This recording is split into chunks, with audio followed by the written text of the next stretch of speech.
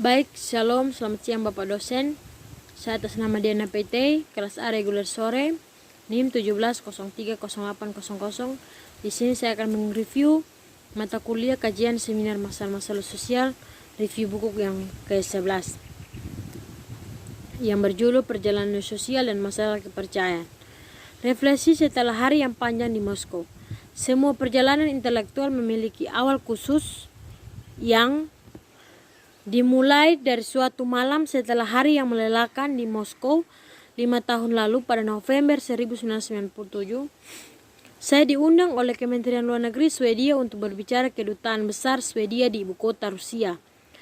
Presiden Boris Yeltsin segera hadir untuk melakukan kunjungan kenegaraan pertama dan satu-satunya ke Swedia, dan rombongan sipilnya, pelayanan dan politisi sangat ingin mendapatkan informasi lebih lanjut tentang Swedia masyarakat. Ada banyak masalah yang mereka cari percerahan menurut pejabat luar negeri yang menghubungi saya, dan apa mereka ingin dari saya adalah ceramah yang membahas bagaimana negara kesejahteraan Swedia berhasil dan cara kami mengontrol negara Swedia. Kedatangannya menarik, dan mereka undang itu dengan sikap. Saya harus menambahkan bahwa saya tidak nyata pengalaman pribadi Rusia, dan kontak saya dan bahasa Swedia yang luas dan komunikasi penelitian internasional kontekstualisasi di Eropa Timur bahkan lebih terbatas daripada sekarang. Ceramahnya yang diterjemahkan ke dalam bahasa Rusia sayangnya agak sedikit jenis yang lebih biasa. Sebagian besar pembahasan perbedaan yang terkadang ekstoristis antara program kesejahteraan universal dan selektif, hak Swedia warga negara untuk sesekali mengajukan banding atau keputusan lembaga pemerintah. Itu misteri prinsip akses publik ke catatan resmi dan aneh lembaga seperti Ombudsman Parlemen. Saya mengutip sedikit dari kelas dasar saya mengajar dalam kebijakan administrasi publik dan beberapa lagi dari sebuah studi tentang kebijakan kesejahteraan Swedia yang telah saya terbitkan beberapa tahun sebelumnya. Tetap saja para pendengar Rusia saya tampak terpesona, khususnya ketika mereka memahami besarnya ekonomi dan sektor publik Swedia.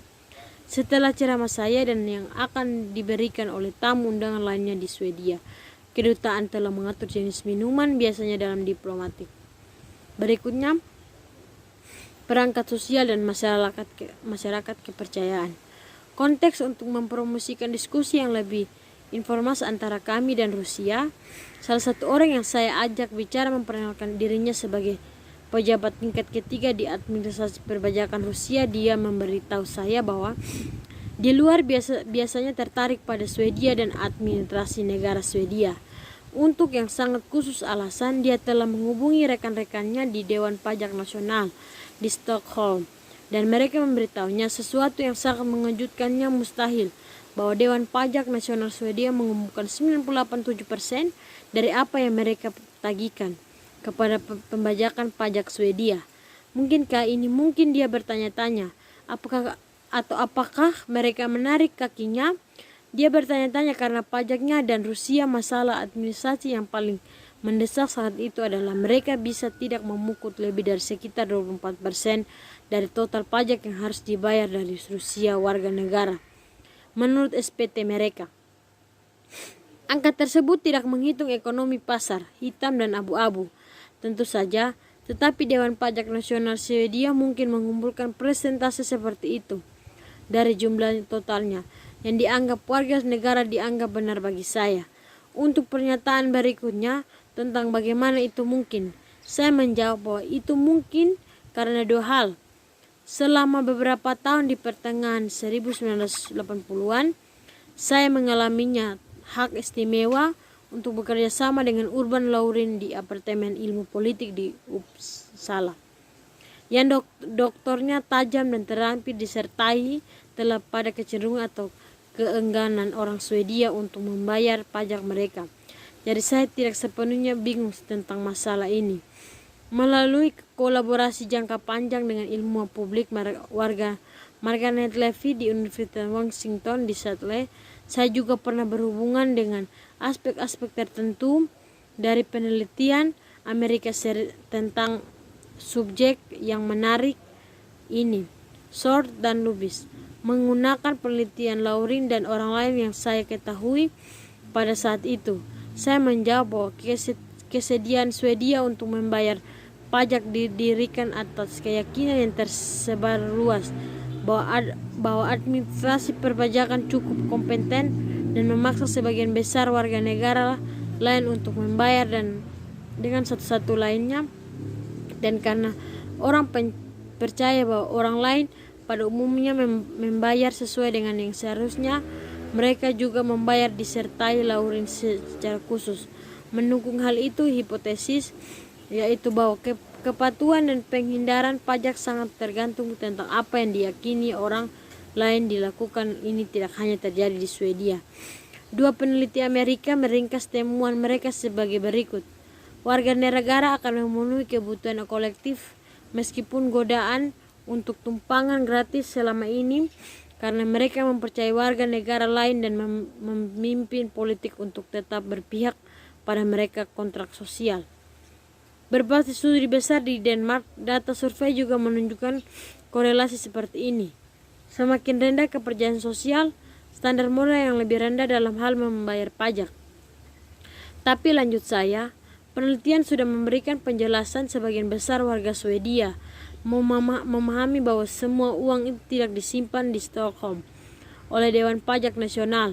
Paling tidak sebagian besar banyak dibayangkan akan kembali dalam bentuk tunjangan anak, pensiun hari tua, kesehatan perawatan, sekolah umum, kaji profesi ilmu politik, dan lainnya. Tujuan kepentingan umum untuk umum dan individu berdasarkan penelitian tersebut. Penerimaan kebutuhan untuk membayar pajak tidak bisa semata-mata didasarkan tentang paksaan atau ancaman audit, seperti alat paksaan dan kontrol, akan menjadi terlalu luas dan mahal. Ini juga tidak mungkin bahwa kebanyakan orang membayar pajak hanya untuk alasan altruistik. Beberapa bentuk persetujuan persyaratan harus diperhitungkan. Kami memahami ini yang berarti bahwa warga negara bersedia membayar pajak mereka dalam kondisi tertentu meskipun dengan enggan. Syarat-syarat itu, kataku dulu orang percaya bahwa kebanyakan orang lain mungkin membayar sesuai dengan yang seharusnya. Dan kedua, sebagian besar uang digunakan untuk tujuan yang dianggap orang sah. Menarik, benar-benar menarik. Kata teman bicara Rusia saya, dia menjelaskan bahwa ada dua alasan mengapa banyak orang Rusia tidak membayar pajak mereka yang sesuai dengan alasan saya sampai batas tertentu. Warga Rusia percaya bahwa karena kebanyakan orang tidak membayar, maka bermain-main wajib pajak yang terhormat. Selain itu, mereka percaya bahwa sebagian besar birokrat pajak dan pegawai negara sipil lainnya korup sampai ke inti.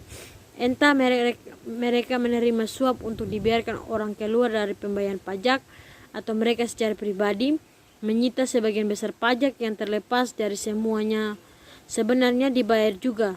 Bertentangan dengan semua harapan beberapa penempatan pajak mencapai penerimaan yang tepat dalam administrasi negara Rusia. Kepercayaan umum adalah bahwa para pegawai negara itu juga korup atau bahwa dananya dihabiskan untuk keperluan umum yang tidak sah. Tujuan birokrat Rusia itu kemudian bertanya-tanya, apakah benar sebagian besar pejabat di pemerintah negara Swedia tidak dapat disuap? Saya menjawab masuk alternatif dan kemudian bertanya agar diam-diam apakah keyakinan mereka Rusia tentang korupsi meluas dan menyimpan dalam administrasi perpajakannya didirikan oleh jawab terus. Ini adalah birokrasi besar dengan lebih 100 pegawai negeri dan tentu saja banyak yang siap, mau dan mampu menerima suap. Namun kebanyakan dari mereka juga menyadarinya bahwa situasi saat ini tidak dapat dipertahankan dan secara fundamental tentang korupsi yang mengumumkan merajalela. Dia mengatakan bahwa masalahnya sebenarnya adalah sama seperti para pembayar pajak. Tidak ada gunanya menjadi satu-satunya pegawai negeri yang tidak menerima suap.